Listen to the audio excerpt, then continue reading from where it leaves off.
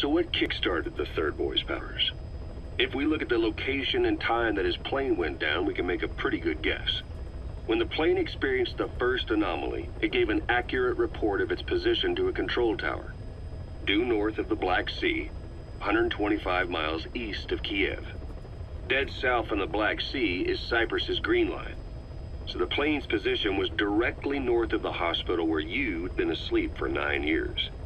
And this anomaly was reported at exactly the same time that you woke up. The plane was enveloped in flame from the inside out. The fuselage burnt to ashes. There were no survivors, at least not publicly admitted. Your thoughts formed a synchronicity with the boy's psyche and were amplified inside his brain. That would have been more than enough to trigger his abilities. Your rage was like a big bang in his head, blowing the lid off his powers. The boy was then secretly moved to the lab outside of Moscow where Volgin was comatose. There, Volgin's thoughts resonated with the boy and he was awakened. Volgin became the man on fire, hell-bent on getting revenge on you. His instincts led him straight to you. Skullface knew Volgin from Operation Snake Eater, or perhaps from even before. Monitoring this pair of extraordinaries, he discovered the hospital and sent his assassin and XOF. Skullface was probably watching the situation from close by.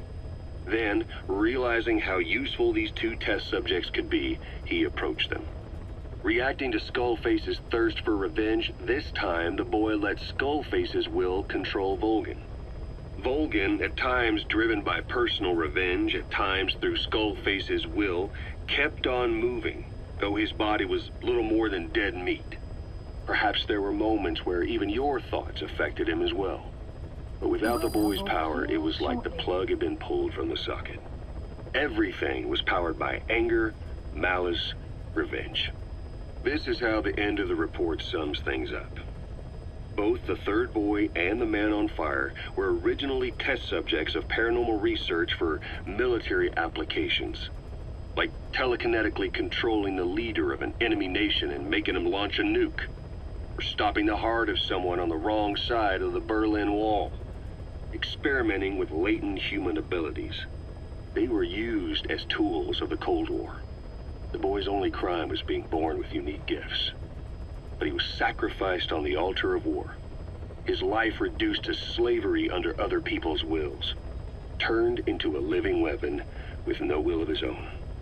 Eventually, the only emotion he could feel must have been the desire to get revenge for the hand he'd been dealt. Boss, it's you that awakened the boy's powers. But there's more to it than that. I guess the anger emanating from you was something he could truly relate to.